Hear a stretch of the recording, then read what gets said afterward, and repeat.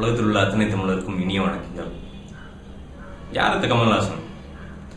பெரிய கேள்வி. ஏன்னா இப்படி இந்த வேகமாக போயிட்டு இருக்கிற வாழ்க்கையில் நம்ம எல்லாரும் ஒரு பாஸ் பட்டனை வந்து சில ஆட்களை திரும்பி பார்க்க வேண்டிய கட்டாயம் இருக்குது. ஏன்னா அதுல நமக்கு கிடைக்கிற இன்ஸ்பிரேஷன் அப்படிங்கிறது நீங்க ஒரு பெரிய புத்தகத்தை படித்து தெரிந்து கொள்வதை விட ஜாஸ்தியானது. ஸோ கமல் அரசியல்வாதி நிறைய சொல்ல கேட்டிருப்பீங்க, எனக்கு ஜாதி மதம் கிடையாது, நான் எந்த ஜாதி எல்லா ஜாதியும் ஒண்ணுதான் அப்படின்னு. ஆனா உண்மையான நிலை என்ன நமக்கு எல்லாத்துக்குமே தெரியும். அரசியல்வாதி அப்படிங்கிறவன் ஒரு ஜாதி, இன்ஃபேக்ட் ஒரு கேஸ்ட், அதை சார்ந்துதான் அவனுடைய ஓட்டு வங்கிகளை வச்சு குறி வைத்து அதை உறிஞ்சக்கூடிய ஒரு ஆட்களா இருக்கிறவன் அரசியல்வாதி. சொல்றது ஒண்ணு செய்யறது ஒண்ணு. இது எல்லா பெரிய நல்ல யோக்கியமான அரசியல்வாதின்னு சொல்லிட்டு சுத்துற அத்தனை அரசியல்வாதிக்கும் பொருந்தும். ஆனா கமல் அப்படிங்கிறவரு உண்மையாலுமே எனக்கு ஜாதி மதம் அப்படிங்கிறது தேவையில்லை, கிடையாது அப்படிங்கறது பிராக்டிக்கலா இன்னைக்கு லைஃப்ல டே டு டே லைஃப்ல ப்ரூவ் பண்ணிட்டு இருக்கிற ஒரு ஆள். ஒரு ஆச்சாரமான ஐயர் குடும்பத்துல பிறந்துட்டு எல்லா தடைகளையும் உடச்செறிஞ்சு வெளியே ஒரு ரொம்ப எப்படி சொல்றது ரியலான ஆள், ரியலிஸ்ட் அப்படின்னு சொல்லலாம். ஏன்னா உண்மை என்ன அப்படிங்கறது ஆராயறதுல அவருக்கு சின்ன வயசுல இருந்தே ஆர்வம். ஒரு தாட்டி ஏவிஎம் ஸ்டுடியோ கூட்டிட்டு போனாங்களாம். அங்க பாத்தீங்கன்னா ஒரு மரம் இருந்துதான், அதுல மாங்காய் எல்லாம் தொங்க விட்டுருக்காங்க. இவரு நிஜமான மாங்காய் அப்படின்ட்டு சின்ன பையன் அப்போ மாங்காய் ஒன்று பொறிச்சு கடிச்சிருக்கிற. அப்படி கடிச்ச உடனே பார்த்தா அந்த மாங்காய் ஒரிஜினல் இல்லை. அப்புறம் சின்ன பையன் தான் இத்தனைக்கும்.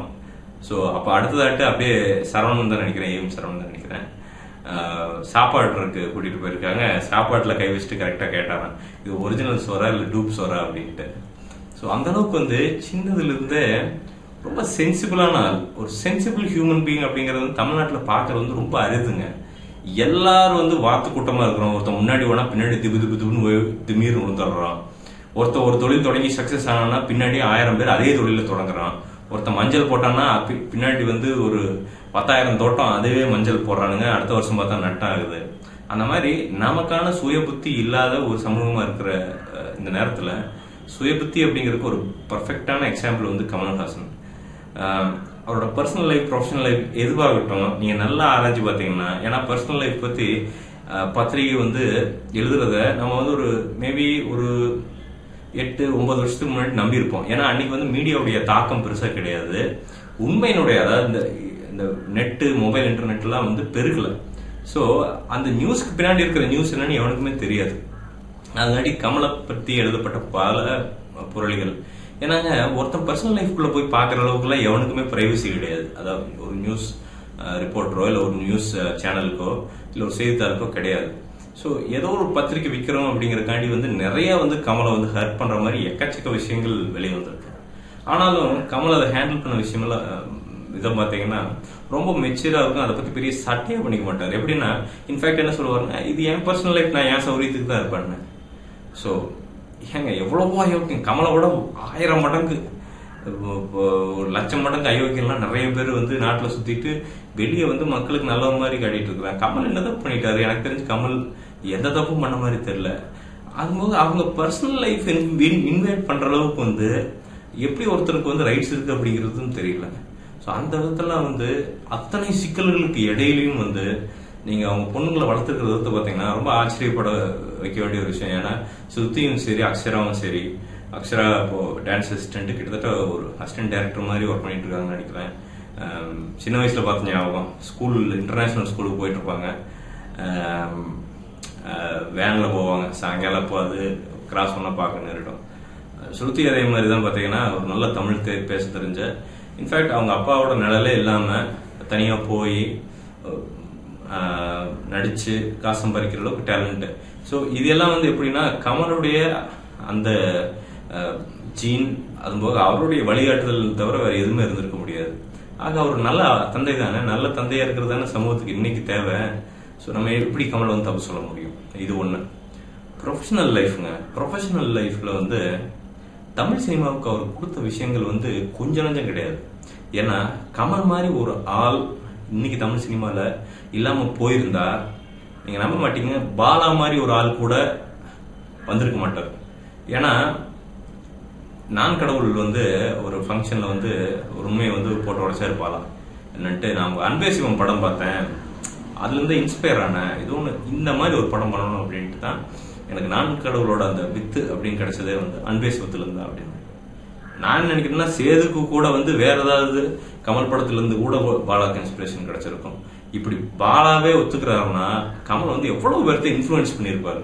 இன்ஃபுளுன்ஸ்னா எப்படின்னா இருக்கிறதுலே ரொம்ப ரொம்ப நல்ல விதத்துல, அதாவது ஒரு தெளிவான தமிழ் சினிமாவை மக்களுக்கு கொண்டு போய் படைக்கணும் அப்படிங்கிற வெறி உள்ள சினிமாக்காரர்களை வந்து காசு வந்து முக்கியம் கிடையாது. ஏன்னா கமல் வந்து மற்ற பெரிய நடிகர் மாதிரி கமல் வந்து சொத்து சேர்க்கணும்னு நினைச்சிருந்தா கமல் வந்து இன்னைக்கு இந்நேரம் வந்து தமிழ்நாட்டில் ஒரு பெரிய தொழிலதிபராக இருந்திருப்பா. அப்படி ஏன்னா அவருக்கு பிசினஸ் நல்லா தெரியும், நிறைய சக்சஸ்ஃபுல் பிலிம்ஸ் ப்ரொடியூஸ் பண்ணி இன்ஃபேக்ட் டைரக்ட் கூட பண்ணியிருக்காரு. பட் அதை பத்தி அவர் பெருசா சட்டம் பண்ணிக்கிற மாதிரி இல்லை. பாத்தீங்கன்னா காசு அப்படிங்கிறது ஸ்பெண்ட் பண்றதுக்கு தான். ஒரு வரி கட்டுறது வந்து பிராங்கா பக்காவா வரி கட்டி, எத்தனை நடிகங்க நிஜமாலுமே வரி கட்டி கவர்மெண்ட்டுக்கு பயந்துக்காம ஒளிஞ்சுக்காம தைரியமா மூஞ்சி முன்னாடி கொண்டு வந்து காட்டுறான். அதுலயே அவருக்கு தெரியும் அவருடைய போல்ட்னஸ், அவருடைய கரெக்ட்னஸ் தெரியும்.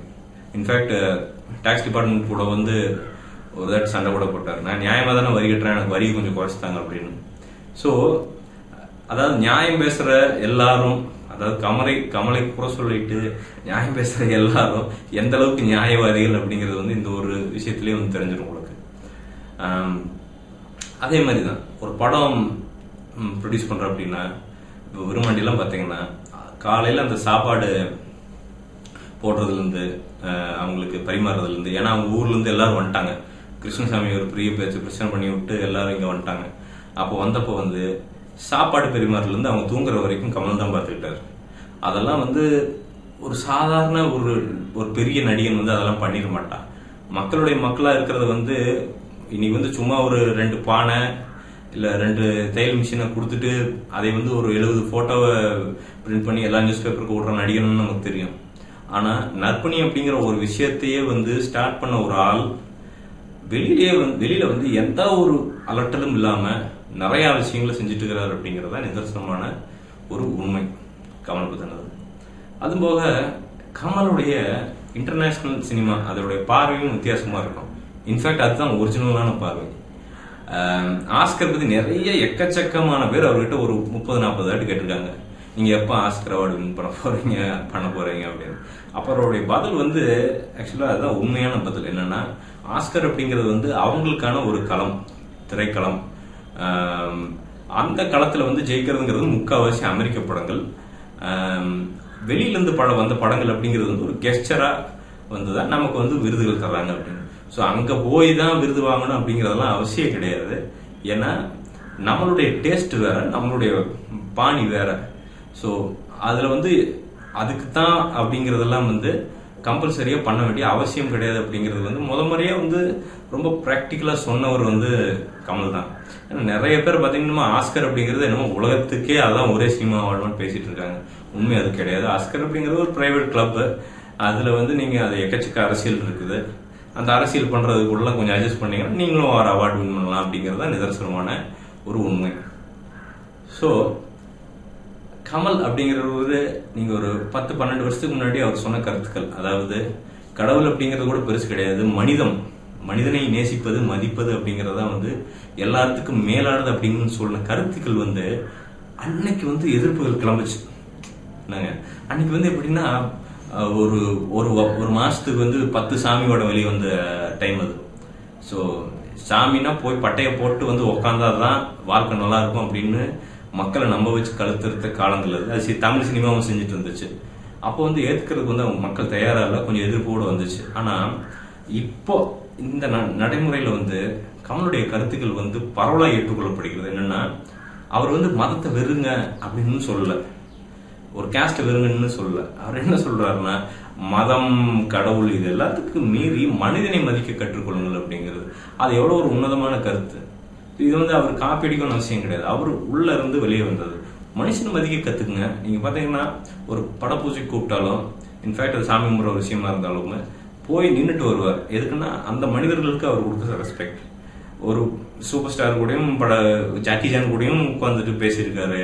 பவர் ஸ்டார் சீனிவாசன் கூடயும் வந்து உட்காந்து நீங்க படம் எடுத்திருப்பாரு. பார்த்தா அவருக்கு வந்து மனிதர்களை வந்து வித்தியாசம் பார்க்க தெரியறது இல்லை.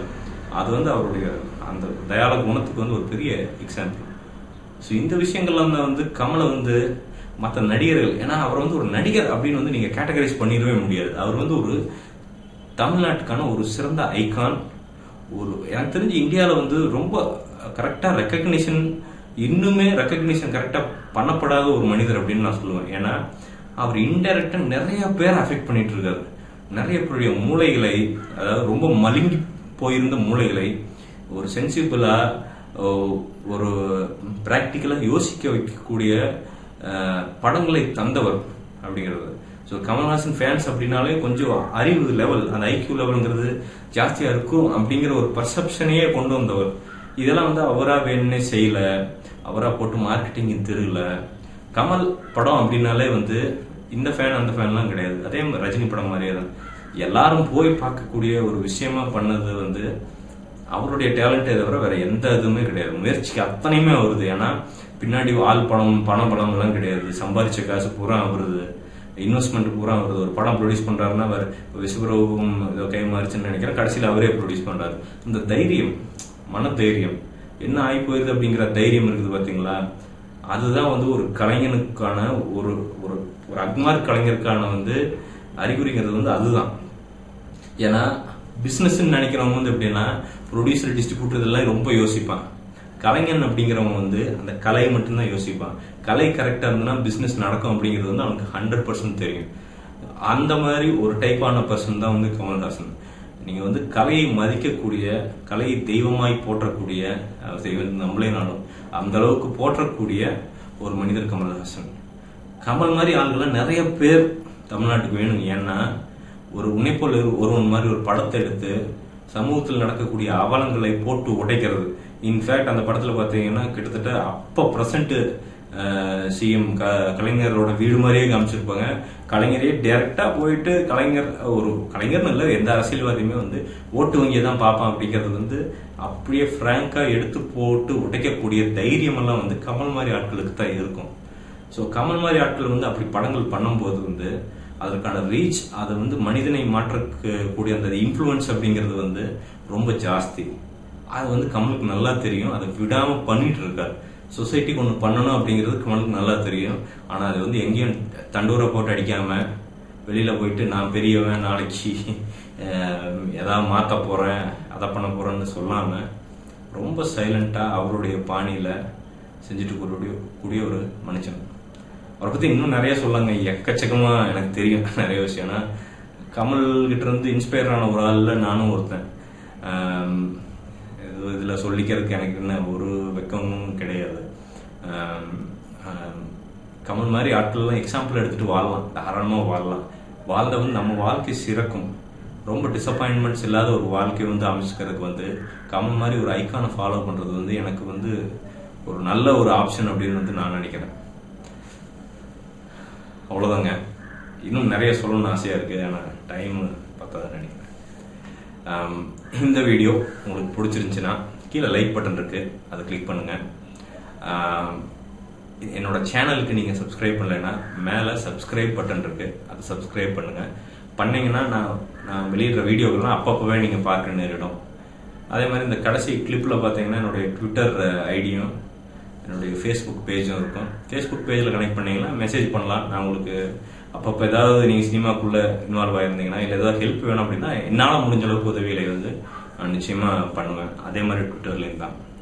உங்கள் ஆதரவுக்கு ரொம்ப ரொம்ப நன்றிங்க. ரொம்ப பெருசு உங்கள் ஆதரவு, உங்களோட ரெக்கக்னிஷனும் பெருசு. அப்பப்போ மெசேஜ் பண்ணி சொல்றீங்க நான் நல்லா பண்ணிட்டு இருக்கேன் அப்படின்னு. நான் இன்னும் நிறைய பண்ணணுங்க, ஆசையா இருக்கு. நிச்சயம் பண்றேன், பண்ணுவேன். எல்லாம் உடச்சிருச்சு. நானும் நிறைய விஷயங்கள் பண்ணணும். ரெகுலர் லைஃப் விட்டு இன்னும் பெருசா போகணும்.